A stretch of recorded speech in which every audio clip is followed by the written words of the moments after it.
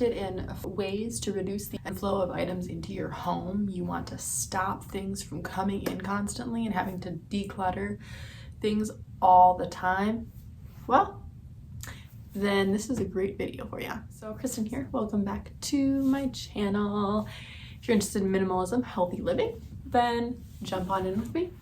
So my first rule that I implemented to help me stop that an inflow of items constantly, that revolving wheel of items, was the one in, one out rule. You guys have probably already heard of this one, but basically what it means is when you bring something in, you have to get rid of something. So if I bring in a new sweater or a new shirt, then I have to get rid of some other clothing items. Another example could be if I'm bringing in another plant, then I have to get rid of a plant. If I'm bringing in another set of dishes, I have to get rid of a set of dishes, right? So this idea of you have something else enter your home, something else needs to go. And so before you're even purchasing, you're making a mental note, okay, is there something in my home similar that I can kind of trade out that I'm not using anymore or don't like? Because if there isn't, then you can't bring it into your home.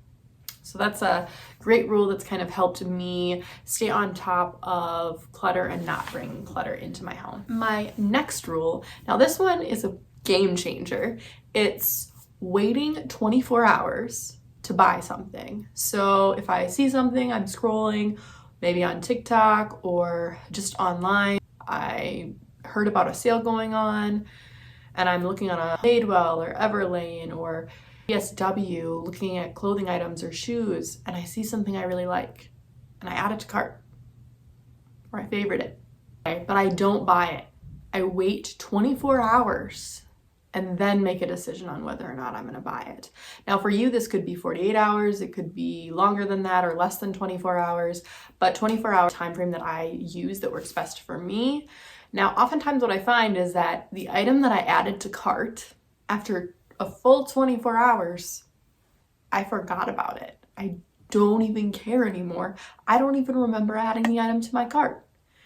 It was basically an impulse because I was bored, because I was sad, right? There was something going on there that made me scroll or want that item. You know, it could have been seeing an influencer that had that item or someone famous that I look up to that was using that item. And I was like, oh, it looked great on her, it's gonna look great on me. Is anytime you're buying anything, now this could be online or in the store, pausing, literally freezing, stopping in your tracks, taking a step back from the situation and observing what's going on in your mind, what's going on inside of your body, what's going on outside of your body, externally.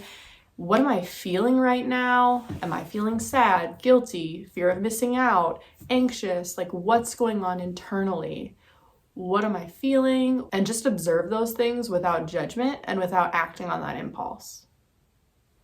That has saved me so much from throwing things into my cart. Now, whether this is grocery shopping or just shopping at the mall, it is an excellent tool to use because it helps you just stop, pause, take a step back.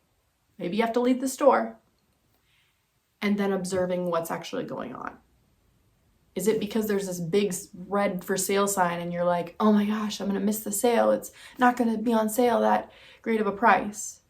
Another one of my rules is if you wouldn't buy the item for full price, then don't buy it. Now I get that this sometimes maybe doesn't apply, but I pretty much use this 99% of the time. So if that item isn't on my specific list, I don't actually need it, right? Like a lot of times we're just perusing, shopping, and we see a for sale sign and then we're like, oh, I need that. It's on sale. I'm getting such a good deal. But the reality is that item wasn't actually on your list and it wasn't something that you actually needed or wanted in your home in the first place. But now with this big for sale sign and all the glitz and glamour and things to attract your eye, now you're like, oh, I definitely need that item. If it wasn't for sale, would you notice it? That's a question I have to ask myself. Like, if it wasn't for sale, would I still notice it? Would I still purchase it at full price? Because if I wouldn't purchase it at full price, it probably isn't worth it. Bringing it into my home, and I'm probably not going to get the value that I need from that item. My next tip is don't ever shop or purchase anything when you're emotional, when you're in your feelings, you are shaky, your body just doesn't feel right, you're crying, anxious, maybe just bored, don't simply buy things because you're emotional. Because you're going to be more impulsive. And that's where that 24-hour rule comes in, where you wait. And then when you're not emotional and you're back at baseline, 24 hours later, you're like, what? I don't even remember favoriting that item or adding it, or I don't even remember that. I don't need that item. You have set activities or things that you can do that you enjoy that are helpful and healthy in replace of shopping or scrolling.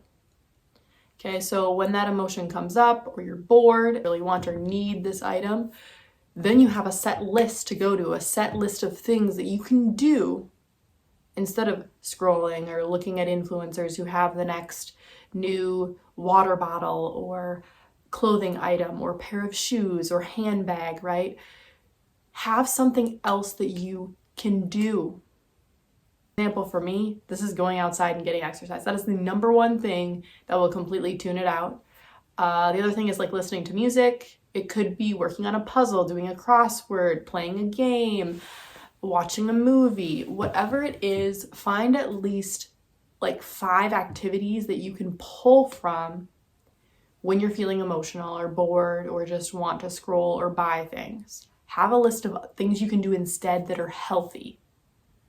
The key here is healthy coping, healthy distraction techniques that are gonna work for you. Last tip here is stop following and subscribing to companies that are enticing you and causing you to buy a lot of stuff.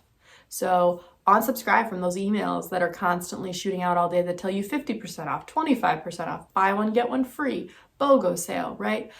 Unsubscribe from those things. And maybe it's unfollowing some of the Instagrammers or TikTokers who are constantly promoting products that you're then tempted to buy.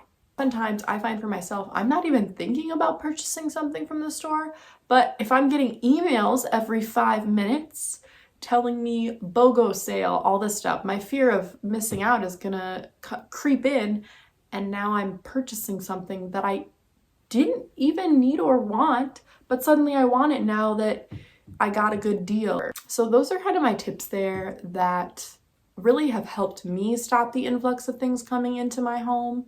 And I hope that they're also helpful for you.